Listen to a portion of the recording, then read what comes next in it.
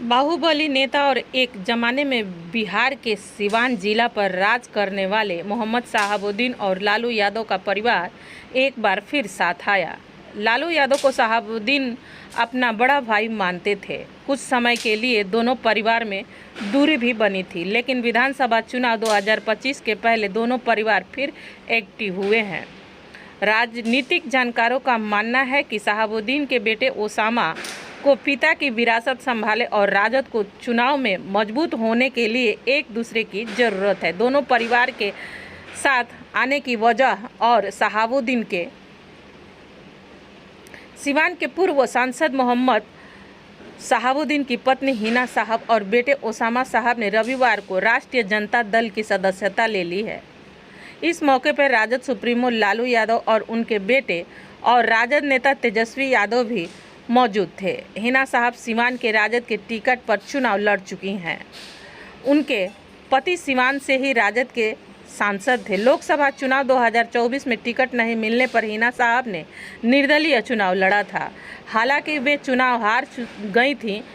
अब जबकि हिना साहब और उनके बेटे ओसामा साहब की राजद में वापसी हो गई है, उम्मीद जताई जा रही है कि पार्टी इस जिले में मजबूत होगी और एक बार फिर शहाबुद्दीन परिवार का असर यहां दिखेगा। संभावना जताई जा रही है कि ओसामा साहब एक बार फिर विधानसभा चुनाव लड़ सकते हैं। शहाबुद्दीन साहब एक बाहुबली नेता थे। राष्ट्रीय जनता दल के राष्ट्रीय अध्यक्ष जी ने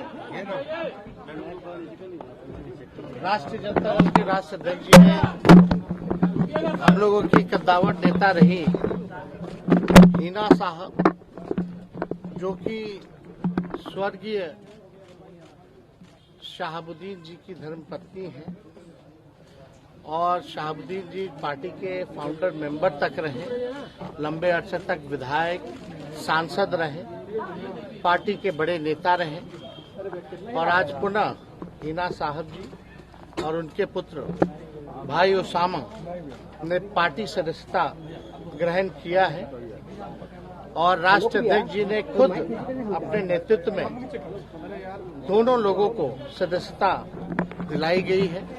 साथ ही सैकड़ों हजारों की संख्या में जो शहाबुद्दीन जी के, ओसामा भाई के, हिना साहब के समर्थक रहे, उन सब ने भी जो है आज पार्टी की सदस्यता ली है। बड़ी खुशी की बात और मेरा विश्वास है कि इससे सीवान के साथ साथ पूरे बिहार में जो है पार्टी को मजबूती मिलेगी और जो हम लोगों की विचारधारा है धर्मनिरपेक्षता, सामाजिक न्याय, उस विचारधारा को मानते हुए हम सब लोग जो है इस विचारधारा को जन जन तक पहुंचाने का काम करेंगे। जिस हिसाब से फिरकाप्रस्त शक्तियां नीतीश जी के राज में आरएसएस, बीजेपी को फलने फूलने दिया गया हो, जहां केवल अभी नफरत की बात की जा रही हो, उस दौर में बेहद जरूरी है कि हम सब लोग एकजुट होकर के सांप्रदायिक शक्तियों का सामना करें और जो उनका मंसूबा है कि भाई को भाई से लड़ाओ, नफरत फैलाओ, बांटने का काम ये लोग जो कर रहे हैं, इसके खिलाफ हम लोग मजबूती के साथ हम सब लोग एकजुट हों और बिहार में अमन, चैन, शांति का वातावरण रहे, साथ ही बिहार की तरक्की हो, बिहार के लोगों की तरक्की हो, इस दिशा में हम सब लोग काम करेंगे। जो असल मुद्दा है बेरोजगारी का है, गरीबी का है, महंगाई का है, पलायन का है, बिहार के विकास का है, लेकिन बीजेपी और मौजूदा एनडीए सरकार विकास की बात ना करके विनाश की बात करना चाहती है और उसी दिशा में वो लोग काम कर रहे हैं। बिहार की न्यायप्रिय जनता, ये बुद्ध की धरती रही, हमेशा से अमन, चैन, शांति का माहौल बना रहे, यही बिहार की जनता चाहती है।